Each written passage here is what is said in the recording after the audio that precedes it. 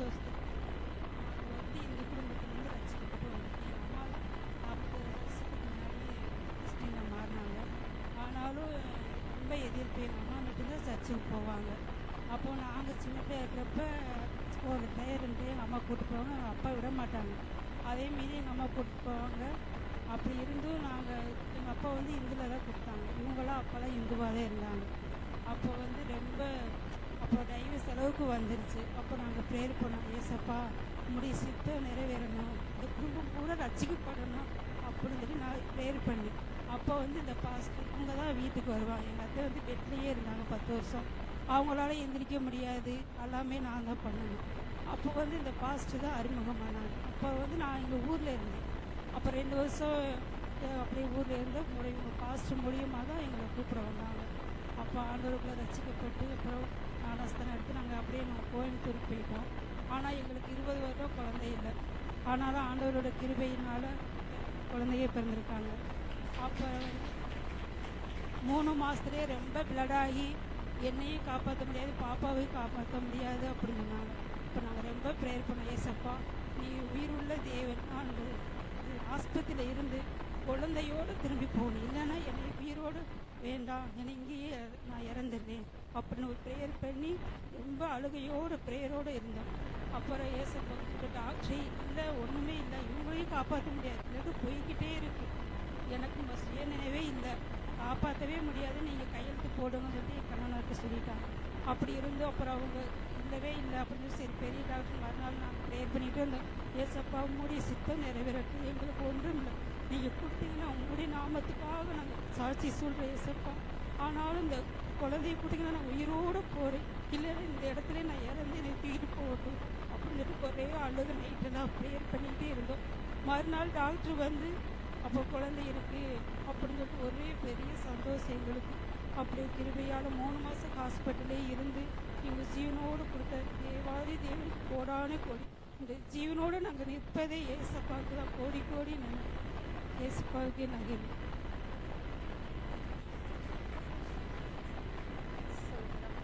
கர்த்தருடைய நாமம் பரிசுத்தப்படுவதாக. இந்த சாட்சியின் மூலம் தேவனுடைய நாமம் மாத்திரம் மகிமைப்படுவதாக. இந்து குடும்பத்தில் நாங்கள் ரொம்ப வைராக்கியமாக இருந்தோம். அப்போ வந்து என் தம்பி மனைவி ரகசியமாக ரசிக்கப்பட்டு எங்களுக்காக ஜெபம் செய்ததன் மூலம் தேவன் எங்கள் முழு குடும்பத்தையும் ரசித்தார். நாங்கள் கிட்டத்தட்ட 21 வருடத்துக்கு முன்னாடி இங்கே காரியாவட்டியில் நம்ம இருந்த அந்த பழைய சபைக்கு பின்னாடி ஒரு மாடி வீட்டில் இருந்தோம். எங்கள் அம்மா கைகால் வராமல் வாத வியாதியினால் பெட்டில் இருந்தாங்க. அப்போ நம்ம பெரிய பாஸ்ட்டு கிட்டத்தட்ட ரோசி அக்கா, இன்னும் சில சகோதரிகளாக மறைந்து போன அமலா சிஸ்டர், இவங்கெல்லாம் தொடர்ந்து எங்கள் வீட்டுக்கு வந்துக்கிட்டே இருப்பாங்க. எனக்கு அப்போ மேரேஜ் ஆகி என் பையனுக்கு வந்து 3 வயசு, பொண்ணு 9 வயசு பொண்ணு. நாங்கள் லீவுக்காக அம்மா வீட்டுக்கு வந்திருந்தோம். அப்போ இவங்க வந்து அம்மா கிட்ட சிரிசி அறிவிச்சு அம்மாக்காக ஜெபம் பண்ணிகிட்டே இருப்பாங்க. அம்மா வந்து என்ன சொல்லுவாங்க, பக்கத்தில் தான் சர்ச்சு நிற்போம் அப்படின்பாங்க.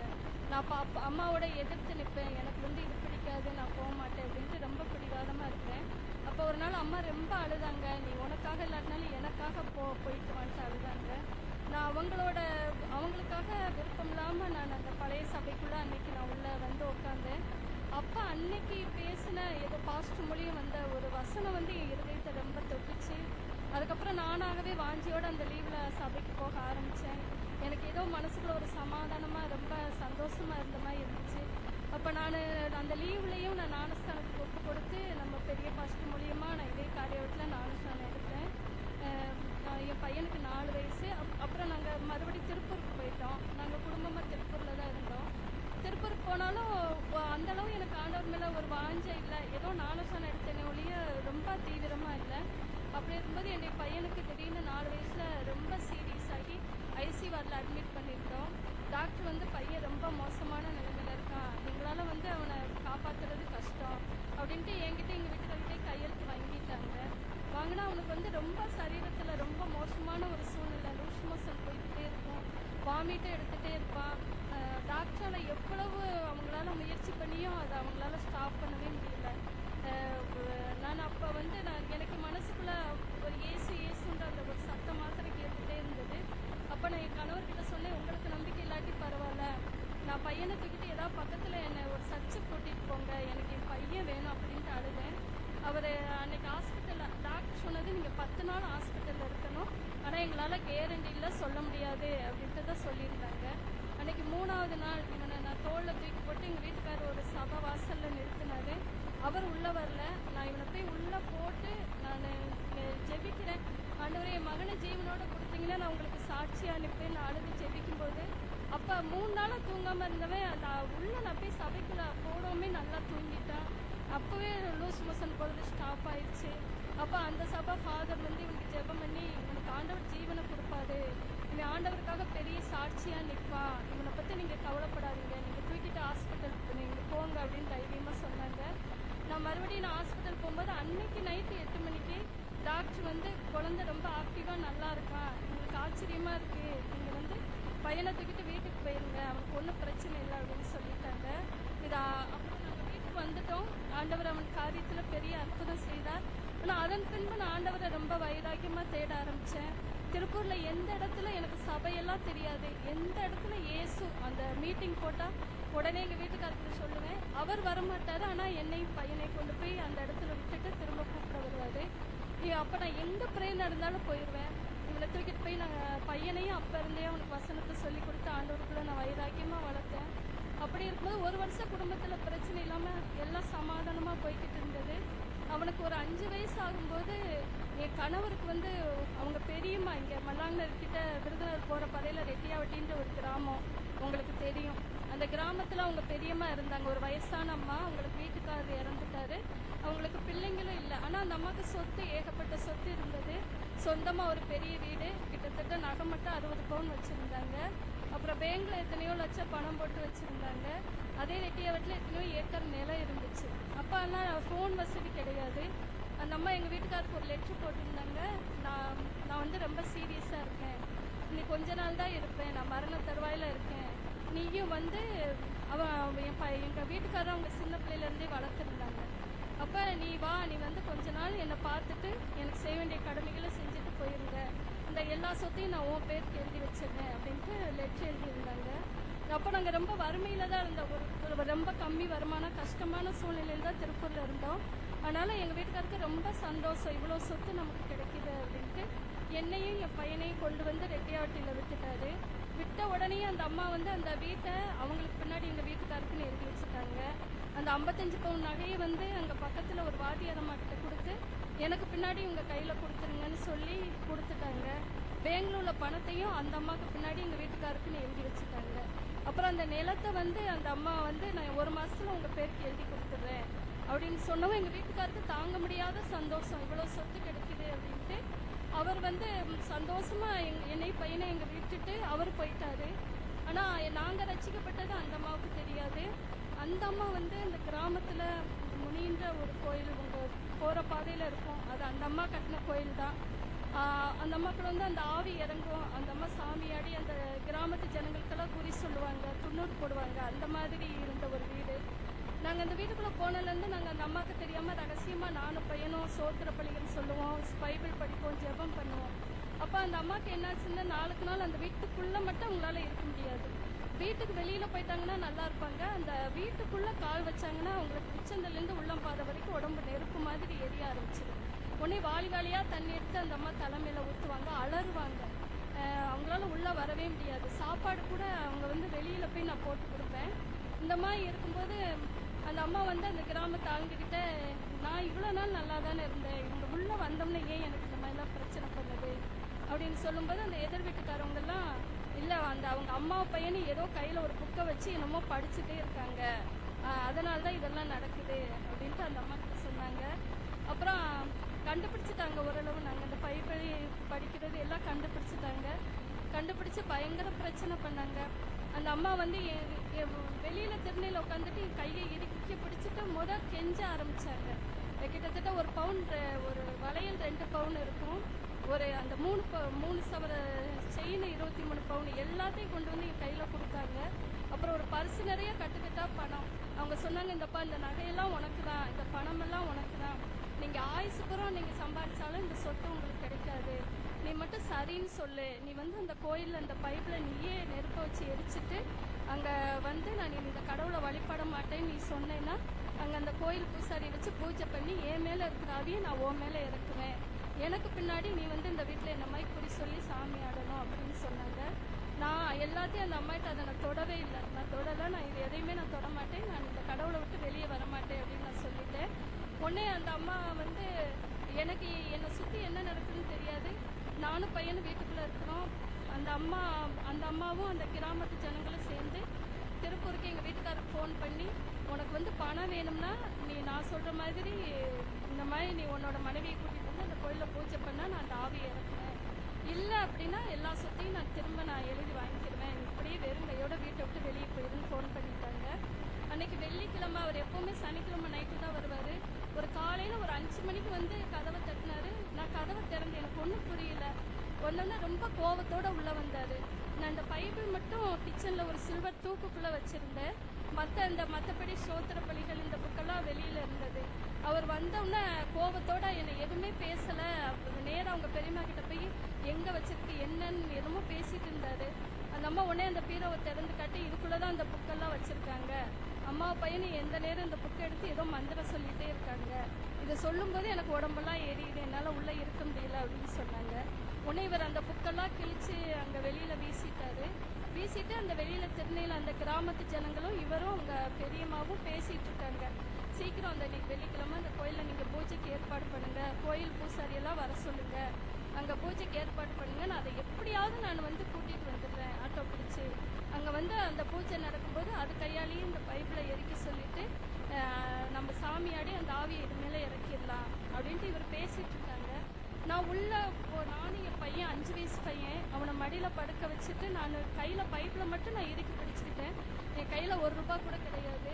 அப்போ நான் அழுகிறேன், ஆண்டவரே இந்த சூழ்நிலையில் நான் என்ன செய்வேன், செல்ஃபோன் வசதி இல்லை, எங்கள் அம்மா எல்லாம் மல்லாங்கனரில் இருக்காங்க, நான் யாருக்கு தகவலை கொடுக்க முடியாது, ஆண்டவரே இவங்க எல்லாம் ஏற்பாடு பண்ணிட்டாங்களே, நான் எந்த சூழ்நிலையும் நான் உங்களை மறுதளிக்கக்கூடாது, நான் அந்த விற்கிறதுக்கு முன்னாடி நிற்க மாட்டேன்ட்டு நான் இவனை மடியில் படுக்க வச்சு அழுதுட்டுருக்குறேன்.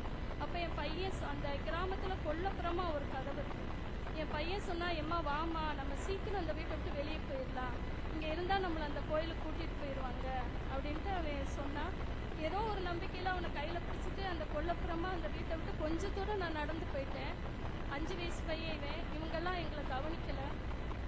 நான் இங்கே ரெட்டியாவட்டிலேருந்து மல்லாங்க அந்த தெரு அங்கே வரணும்னாலே நான் கிட்டத்தட்ட 3-4 கிலோமீட்டர் நடக்கணும். பஸ் வசதி கிடையாது, ரொம்ப கிராமம். அங்கேருந்து நான் மல்லாங்கனருக்கு பஸ் ஏறி போனோம். எனக்கு இந்த சூழ்நிலையில் அவங்க இடையில வந்து என்னை எப்படி அவங்க வந்து சுற்றி வளைச்சிருவாங்க. கொஞ்சம் தூரம் போனோடனே எனக்கு சோர்ந்து போயிடுச்சு. எதிர்த்தாப்புல அந்த வீட்டுக்கு எதிர் வீட்டில் இருக்கிற ஒருத்தர் சைக்கிள் எங்களை பார்த்துட்டாரு. எனக்கு புரிஞ்சுக்கிச்சு, இவர் போனோம்னா சொல்லிடுவார், இனி நம்ம இந்த இடத்த விட்டு தப்பிக்க முடியாது அப்படின்ட்டு நான் கையில் பைப்பில் வச்சுட்டு இவனை கையில் பிடிச்சிட்டு அழுகிறேன். ஆண்டவரே அவங்க என்னை வெட்டி போட்டாலும் இந்த இடத்துல நானும் என் பையனும் உங்களுக்கு ரத்த சாட்சியும் சாவோமே ஒழிய நான் வந்து உங்களை மறுதளிக்கவும் மாட்டேன், நான் அந்த விக்கிரத்துக்கு முன்னாடி நிற்கவும் மாட்டேன், எனக்கு இந்த சொத்து எதுவுமே வேண்டாம், நான் அழுதுட்டுருக்கிறேன். அப்போ இது ஆண்டவர் பண்ண உண்மையான அற்புதம், தேவனுடைய நாமம் மகிமைப்படுவதாக. அப்போ ஒரு பலத்த காற்று, ஒரு சுழல் காற்றுமாய் ஒரு காற்று எங்கள் பின்னாடி சுற்றி வந்தது. என்னையும் என் பையனையும் அந்த ஒரு செகண்ட் யாரோ கையில் ஏந்துற மாதிரி நான் உணர்ந்தேன். இடையில நாங்கள் நடக்கவும் இல்லை, பஸ்ஸில் ஏறவும் இல்லை. ஒரு அடுத்த செகண்ட் எங்கள் அம்மா வீட்டு வாசலில் போய் எங்கள் 2 பேரையும் ஒரு கை இறக்கி விட்டது. கண்ணு மடி திறக்கிற நேரம் தான். அப்போ நான் இவனுடைய கையை பிடிச்சிட்டு எங்கள் அம்மா கிட்ட போய் அழுகிறேன்.